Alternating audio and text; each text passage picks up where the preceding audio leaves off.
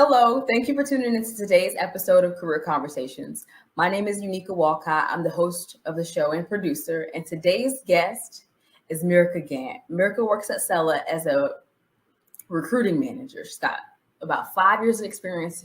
She supervises a team of four, and I want to talk to her more about her journey into this space where she recruits for a very, very specialized area. So I want to welcome Miraka to the show. Hello. Hi, everyone. Hello. How are you? I'm good. Busy. Proposal season is picking up, so keeping me on my toes. Oh, definitely. In this job market, it's probably got to be like insane. I don't even want to talk about it. Yeah, well, I want to start with my first question is, what does your family think you do when you tell them that you're a recruiting manager? Usually, if I tell them I'm a recruiting manager, they understand that part. But the follow-up question is, well, who do you recruit and what do you recruit for? And then that's where I lose them. So, when Your eyes glaze over. Yes, they're like, okay, so you do staffing or recruiting? I was like, yeah, you got it. And then they say, oh, well, what positions do you staff? And they think, administrative roles. And I was like, no, I support proposal development. So then it just goes down a long conversation of me trying to explain to them what the proposal development is, who are our clients. And actually, since being promoted to a recruiting manager, I do support now our marketing line of business. So doing more of those creative digital marketing roles on top of the proposal development. So it's a lot. I enjoy it. No 2 days are ever the same, but it allows me to help a lot of different people across different industries. Well, that's really exciting. Congratulations on your promotion. That's a big deal. Yeah, thank you. I'm excited. Yes. Proof that you do what you do very, very well.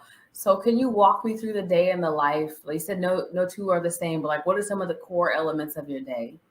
Well, outside of being a mom, once I actually clock into work, we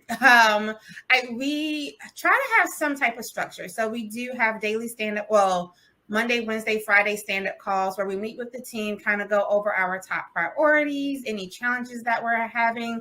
I am really big on collaboration. I feel like our sales team brings so much to the table because they look at things from their operating reality, which is sales and business development. But as recruiters, we look at things from our operating reality, which is talent relationships, understanding our talent needs and what they bring to the table. So when you mesh those two, that's where the magic happens. That's when we're really successful because we're understanding, okay, our client wants this and my talent wants this. Is this truly a good match? So I coach my team like we are not recruiters. We are matchmakers. We're going to kiss a lot of frogs. We're going to have to tell some people like, hey, you're not the one. But it's all with their best interest at heart, whether it's our clients and providing our clients sometimes with that information to say, hey, your budget is not going to yield the quality of candidate or the years of experience that you're seeking. You need to either revamp the job description or come up with some more money. So sometimes it's a harsh reality, but we have to be that person as the experts to kind of set the stage. So after we kind of have that collaborative meeting in the morning, we then kind of I don't micromanage. So I let them plan their days out accordingly. I check in with them periodically to make sure there's nothing that they need from me. And I just really help them overcome any challenges, whether it's with role playing, whether it's with extending an offer, or maybe the talent has some concerns or they're hesitant because they haven't left their job in 10 years. Everything from interview preps to interview debriefs to negotiations when it comes to offers. That's typically my day-to-day on top of trying to improve our processes.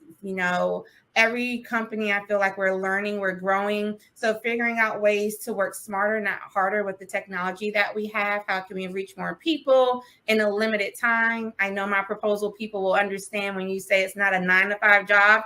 So it's like, okay, well, how can I make it as close to a 9-to-5 as possible using the tools that I have? Some structure so that you can do normal things like go out to happy hour with your friends.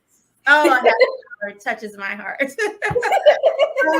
But yeah, that's exactly like I speak to so many people. And I think the pandemic has opened up a lot of doors and put value on that work-life balance. We've had the luxury of working from home, seeing our children more, maybe, actually closing our computer down. But it's been a double-edged sword because when you're work from home and you're at home, if you hear a ding on your computer, you just go, okay, well, what's this email? Let me answer this real quick. So you never really disconnect. So it's understanding and educating our talent on how to really like log off, close the door, close the laptop, put it on mute, don't have your email on your phone, which I suck at because I do have it on my phone. But I intentionally got rid of the app on my phone. So if I'm going to check my email, I have to go through the trouble of typing in the URL, logging in. It's like you've got several points where you can just break up with the idea of ruining your weekend. No, it's definitely a real life thing. But that's typically like the day is just being that support person. I do still staff roles even as a manager. So I have like my own desk that I manage. So I'm actively sourcing and doing phone screens myself to find new candidates for the roles that I work on. And then being a part of the DEI committee where we have, monthly and biweekly meetings to make sure that we're holding Cella accountable as it relates to DEI and the DEI initiatives that we have here within the organization. Oh, that's fantastic. DEI is definitely a cause near and dear to my heart as well. I'm participating in a national task force for SMPS. I'm involved at my current company in their DEI efforts as well. So awesome. Yes. It's very important and needed, especially within the proposal industry. You want to make it more diverse for sure.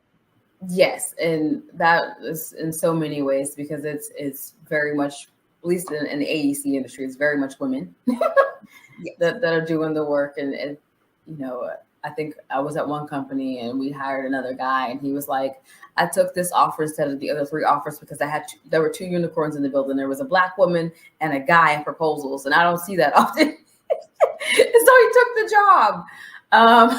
But that's so important. And that's where the matchmaking part comes with recruiting, is understanding what's important to your talent, because it's not always the dollar sign. It's not always the title. They want to work in an environment that they either feel fully included or have an inclusive environment, or they're going to work with people who don't look like them and can get more out of that environment and really have a collaborative culture. So it's important. Yeah, I'll speak to like my own experience in my current company. Like it was such a like weight lifted for me to like sit in a room with my CEO and other people just recently and not to feel othered, even though I'm one of a few people of color in the room. And I was like, this place does exist. Like this gives me hope for what I'm fighting for every day. Yes, exactly. And that's why I think it's very important, regardless of your race or background as a recruiter.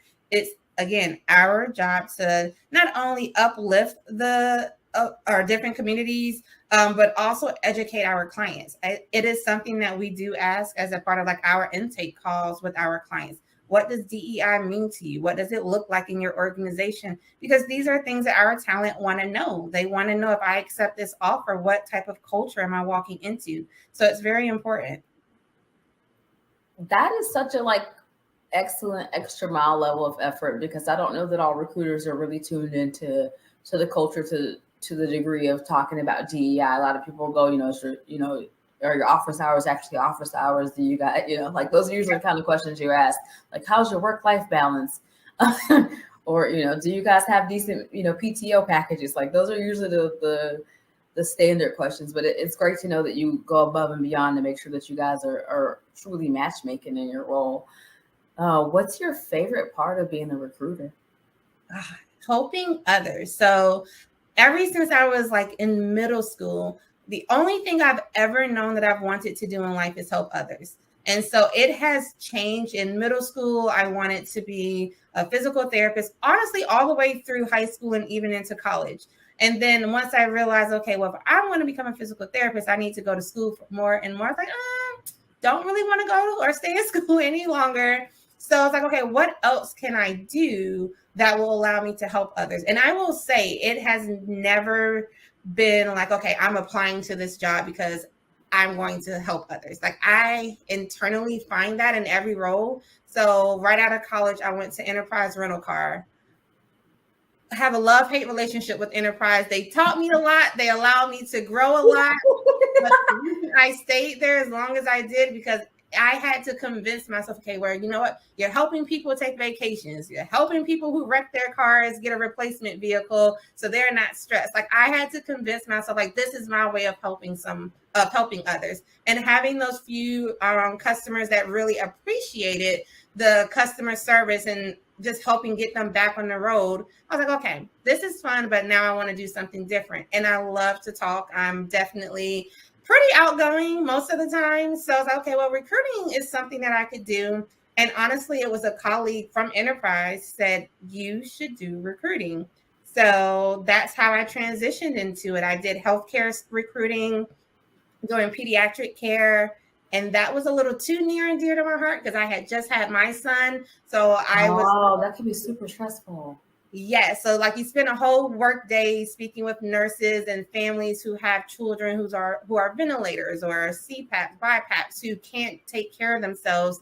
And it's like, okay, I get to go home every day to this happy, healthy little boy. It was just too much. I mean, like I would want to, if a nurse would call out sick, I was like, okay, like, can I come and watch? Like, I don't know anything, but I can come. And it was like, okay, it was just too much. So I was like, okay, well, how can I still help people and make an impact with recruiting? Because I love talking to people, but I don't need anything that close to home for me. So that makes sense. If like you're a really empathetic person, it sounds like that's your nature, then it's like you absorb all of these things, and before you know it, you're like over like crying or taking all of the sadness home with you, and it kind of puts a damper on the rest of life. Yes, it was definitely hard to leave work at work with that role because, again, some of these children were normal and then one seizure, they woke or had a seizure and now their whole life has changed. And I would come home and my little boy was like, is something going to happen to him tonight? It was just too much. So I got the opportunity to come work for, at the time, Proposal Development Consultants, or PDC. And I was like, I don't know a thing about proposals or government contracting. I don't know what a FAR is. Let's give it a shot. What's the worst that could happen? And then I loved it. I love learning something new, learning about a totally different industry that's not talked about in college or at home. No one ever grows up saying, I want to be a proposal manager. Never. So no. Like I think in like 10 years, I maybe met one person that like was like, I did this on purpose. And that's because like their parents were like in the industry. Yes. I think I've come across two people who kind of had a family like their uncle and their dad. And it's like, oh yeah, well, I knew about it growing up. But other than that, it's not something that's advertised, marketed, suggested to anyone. So like, hey, look into proposal, or government contracting. So as I started to learn more about it, I was like, okay, like this is awesome. Like you can make a lot of money. And essentially it's just project management for government contracting, like a lot of transferable skill sets here. So sometimes I kick myself in the foot, like, okay, why didn't you just go to be a project manager, a proposal manager? But I like what I do. There's a reason that I'm here in this role. I feel like it's such a different sort of relationship maybe with recruiting a little bit, like because it's the matchmaking piece. Whereas then I feel like sometimes the proposal management, depending on the group, it can be more like a tug of war internally, and then you like deliver and then you do it again. It's kind of rinse and repeat. Yes. That's the one thing I realized. I'm like, I could never. Realistically, I would last all of one bid for a proposal. One bid, that's one it. Bid. That's gonna be all you get out of me. I am just, no, it's not for me. This is as close to proposal development as I want to be. I don't want to get any closer. I have to say, I've had some amazing teams though that was like, you guys are so on it. I'm confused where'd you come from. And there's other people that leave you awake at night wondering why you chose this.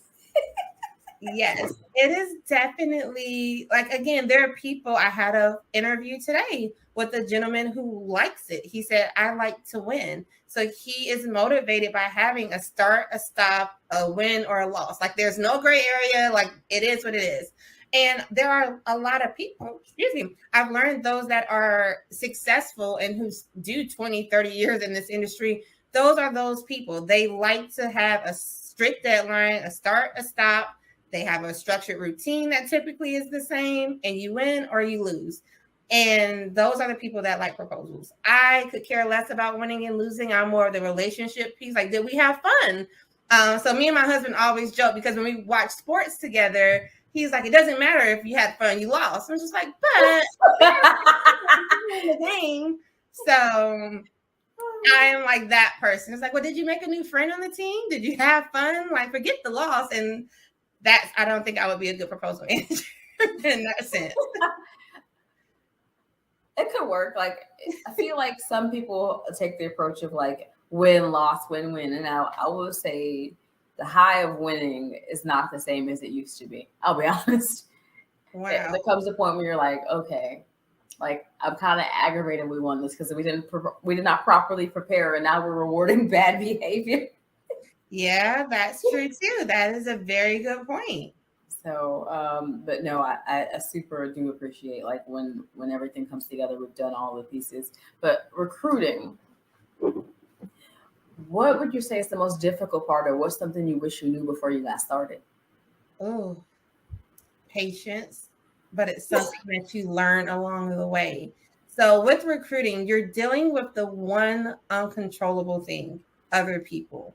So there are a lot of times where, we go through interview preps. I've talked to you 5 times. I got an offer in hand for you. It checks everything that you told me was important, and you decline the offer. And it's just like now, like I've spent 2 months, prepping you, making sure, courting, essentially dating you, courting you, finding out what's important to you, getting this match. I got an offer. And for whatever reason, you withheld information. You didn't tell me you were interviewing other places. You weren't transparent.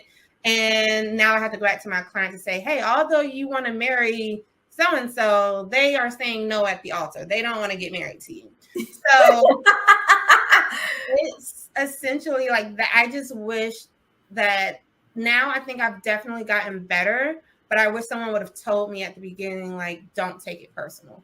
Because a lot of the times as recruiters, we are emotionally invested, whether it's because we want the commissions at the end of the day, or we put, again, 2 months into courting you and dating you. We've invested so much.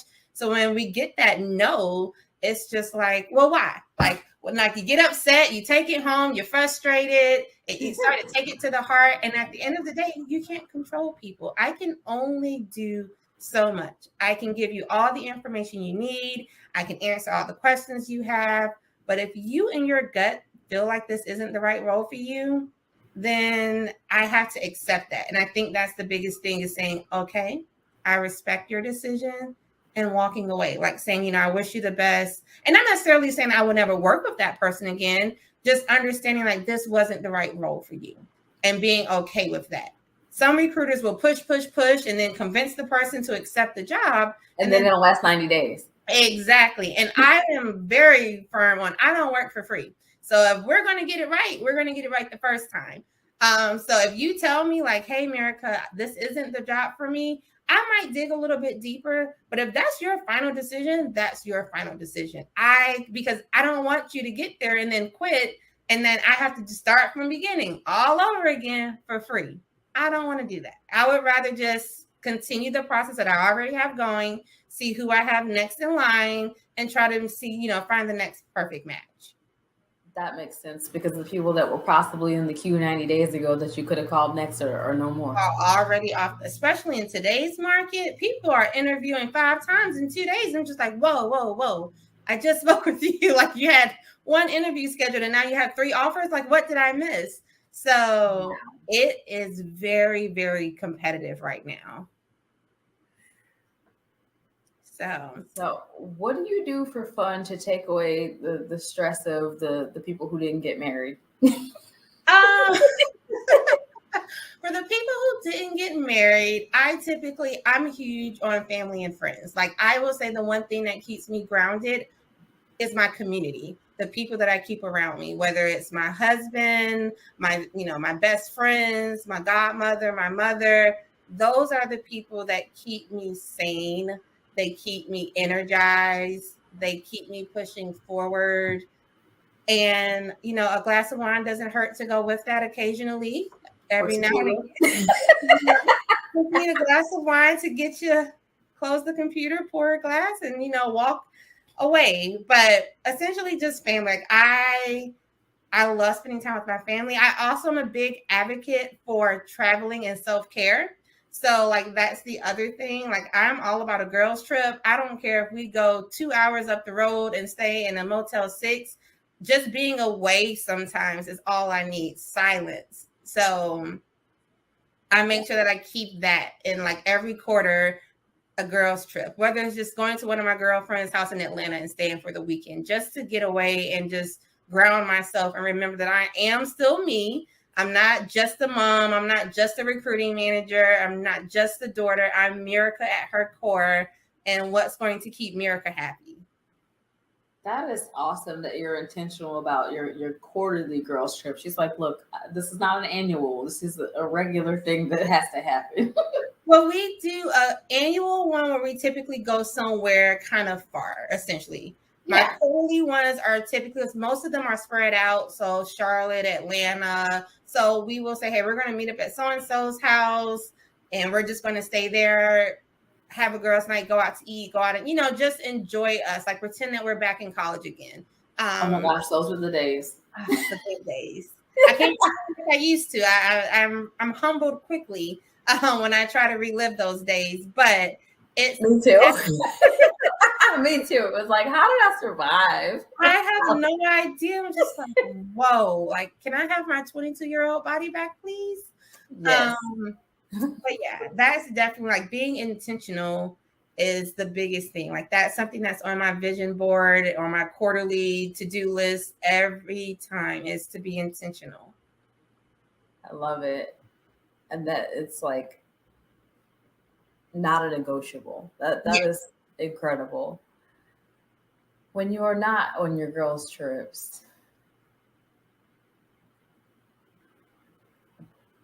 what are you doing like on a regular weekend? Around the house with my kids. I have a 6-year-old. Well, he'll be 7 in 2 days. So I have a 7-year-old and then a 1-year-old. I have a dog and a husband. So the weekends are usually soccer camp or soccer practice, swim lessons, something pertaining to the kids, play dates. We purchased a house a year ago. So trying to get the house in order, starting a garden, all of those little things. So I try to find things to do around the house on the weekends if I'm not out with friends or family. Now that makes sense. I mean, like home ownership, like we just got a house a little over a year ago too. So I feel your pain. I'm over here like, is the grass dying again? We just paid for that. Exactly. I told my husband earlier this week, I was looking outside and I'm just like, oh, the dandelions are like so pretty. I was like, but they're weeds, right? Like we need to cut the grass, babe. He's like, oh, he said, put the baby out there and take a photo shoot, like have her. And I was like, no, that's not your excuse. The grass has to be cut. So, he tried. That was clever. I mean, it was I almost considered it because when in the daytime they were so pretty, like a lot of beautiful yellow things. And I'm just like, but no, baby, like we can't be that house on the block whose grass it's not happening. So, but yeah, family. My top 3 things, definitely family, centering myself, grounding myself, and then family and friends. Like, I don't know what else. I just enjoy being around those who pour into me. I think so often we invest and put ourselves around people who take so much out of us and drain you, especially in work. Like, work is draining. So I need to be replenished if you need me to clock in on Monday with a smile. So my family, my friends pour back into me what I need to start the next week with a smile on my face and a good person, a good mood. That makes a big difference. Do you think that you will continue in proposal development recruiting? Like, is that like a thing you think you'll be doing in like 20 years?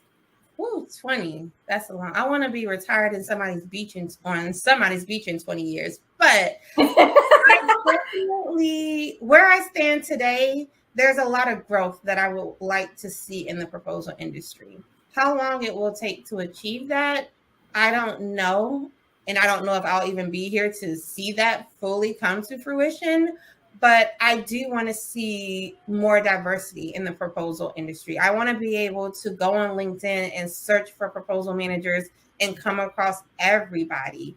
I don't want to be limited to, a few people of color or a few people of the LGBTQ plus or IA plus community. I want that to be something that they feel comfortable and proud to post on their profiles and say, like, this is who I am. And I, as a recruiter, can reach out to them.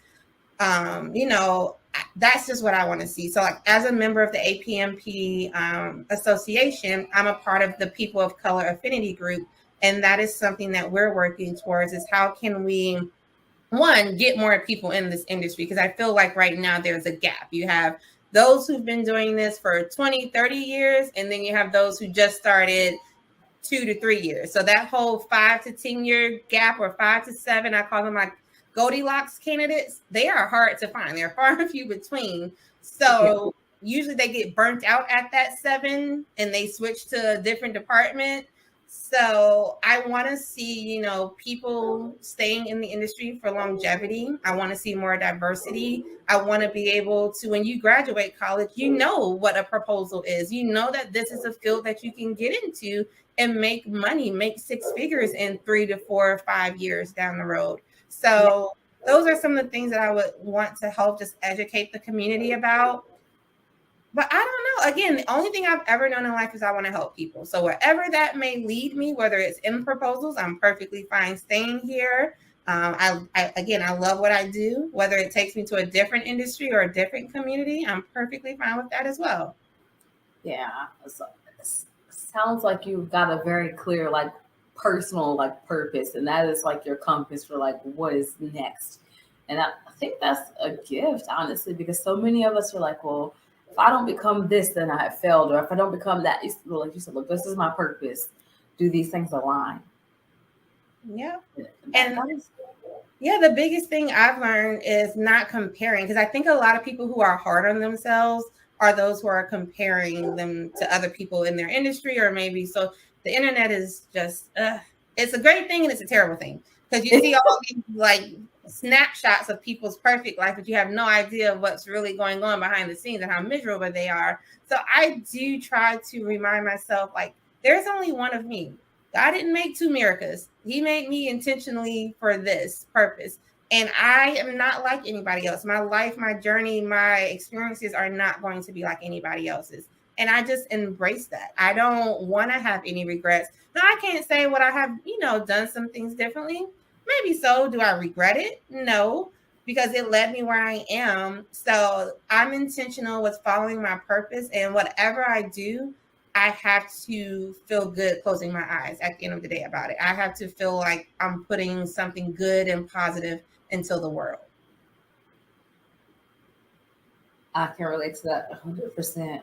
That's part of why I'm doing this. And like, you're one of the people I met, I think last summer, and I was like, I'm like, who do I need to talk to? I was like, well, this another kindred spirit. I was like, we got to get together. We got to talk about your journey, expose people to the opportunities that you offer. I think it's really important that you've honed in on what matters most to you. So you're not like, okay, this is, pardon me, I'm at a loss for words, which is unusual. What is it? I think for me, I'm just so happy for you that like you have got a sense of purpose. That's one of the things I want people to kind of to get from the show, is that like we don't always have to be defined by our job titles. Exactly. Like, and so I'm just like basking in like the joy of like, here is the example I really wanted to share with people, because it's so easy to feel lost or feel like you've made a mistake or a misstep, when a lot of times it's like this step here and this step here are all the building blocks to what is your purpose. Yes. And you learn something from every experience that you go through. You might not see it right then and there, but there's things at Enterprise that I didn't know then that I implement and use. And now I'm just like, boy, like, I'm so glad I went through that. Like, there's one particular incident that to this day, I will never forget. I had a customer at Enterprise, was very upset. I don't remember why, but they came in and were very irate. Like, I'm at the counter behind, trying to calm him down. And my manager at the time, after she resolved the issue, we went to her office, and I was like, I don't understand. Like, I did everything that you said, I said to him. As she said, his point of view is all that mattered. How he interpreted that word, that phrase, the conversation, that's all he sees. So she said, you were just really beating a wall. Like, you weren't going to get anywhere because it didn't matter. She said you would have had to like remove yourself and then look at it from his lens and change the conversation. So when that happened, I was like, whatever, like, no, like he's crazy. Like, I know what I'm talking about. But now as a recruiter, that is the one thing that allows me, I think, to be successful, because you truly have to look at things from other people's point of view, their operating reality or their lens. Something that you say, while you might not have meant to come off that way, how they receive it is their reality. So in order to convey whatever that message is, you have to get in their reality and either agree to disagree, which is perfectly fine. You can say, hey, I'm sorry that is how that landed on you. That was not my intention. I stand firm by what I said, but it was not meant to come off in that way. And sometimes you'll get to a happy medium. You both can walk away. Everything's fine. Sometimes you just walk away and there's no resolution, like nothing came of it. But you can't take that with you. Like, you just have to, it is what it is. I have to tell myself, it is what it is. Some things radical acceptance. Yeah. So it's definitely, I don't know. I would say working in recruiting has allowed me to grow in ways that I didn't think I would have ever grown. And never in a million years would I ever have thought I was going to be a recruiter or a recruiting manager or anything in the staffing industry. I thought I was going to be either entrepreneur like my dad, or, a therapist. So to be here, it's okay. And it's okay if my journey changes. If, 2 years from now, I decide I want to do entertainment and I have to start from scratch, that is perfectly fine. I think some people feel like, oh, I've invested 10, 15 years in this proposal industry, I can't switch careers now, or I can't jump into something else. If your calling and your heart is somewhere else, go there. You will be successful and feel more rewarded where you are fulfilled. That makes perfect sense. I've seen some recent examples of people making shifts in the industry because they felt called to do different things, and you could just see the difference in like people's faces. Their eyes are bright, their smile is big, and you're like, yes to this. Like you said, 10 years, 15 years, 20 years, it's not a loss. In fact, it's probably the thing that's going to set you apart from people in the industry you join. I know for me, like, my retail experience and mortgage experience have actually been really helpful in what I do. And people go, how? but when it comes to reading unsexy FAR regulations, and I developed that patience and willingness to do that reading through mortgage documents. That's in processing loans. Transferable skills and a lot of things that people just don't think about. I'm just like, no, like a lot of that is transferable. Now, at the end of the day, you have to sell it if you're interviewing and you're getting to a hiring manager who wants to know, like, hey, you've been a proposal manager for 20 years. Why do you want to be my choreographer? Like, you have to sell that and put that into words that are going to make sense to that hiring manager. But it's not impossible. It just takes, persistence. It takes a clear mind of understanding what it is you want to achieve, and you have to be clear in your communications. That makes sense. For someone wanting to become a recruiter, what advice would you give them? Don't be too hard on yourself.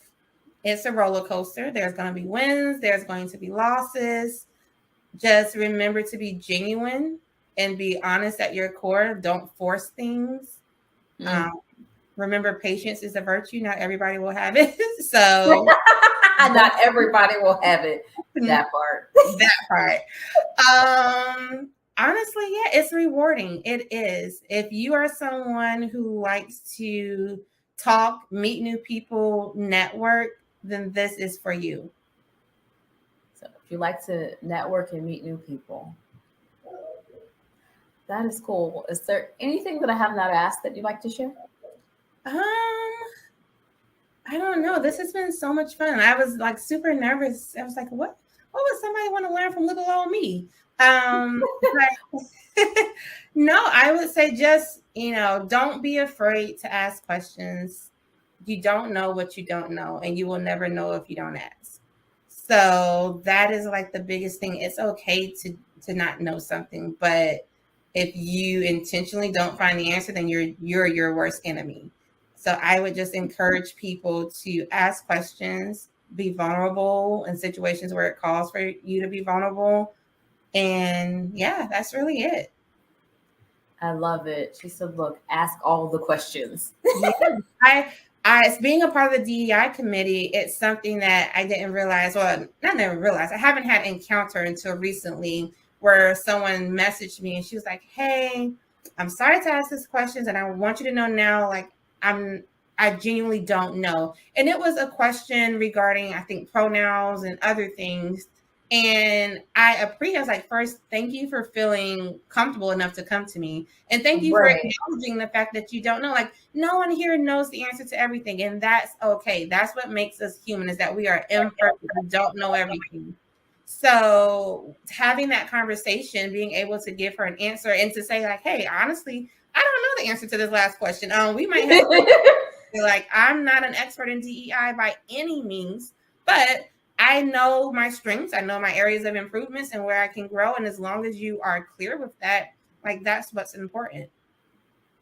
I love it. And you're right, it is a special honor and gift to be trusted with those questions. Like, people always go, oh, I'm scared. It's like, but if people trust you enough to ask, like, do them the honor and service of answering or being honest and saying, hey, I don't know. Look, I'm famous for, look, I don't know. Let's find out together.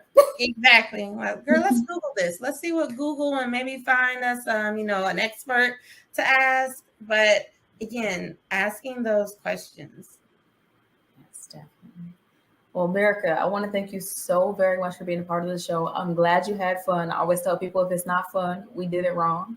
No, this was great. This was a lot of fun. And I hope that those watching definitely feel like empowered. If you've been second guessing yourself, or if you haven't been allowing yourself to be who you really are, I challenge everyone to stop second guessing yourself. You are definitely here for a purpose. You can achieve whatever it is. It might take some time, but you will get there. Like, be consistent, be persistent, and, be authentically your whole self. Like, that's what I tell my son all the time. Don't feel like you can't walk in a room and be your whole self. Right, because if you're walking in the wrong room, walk back out.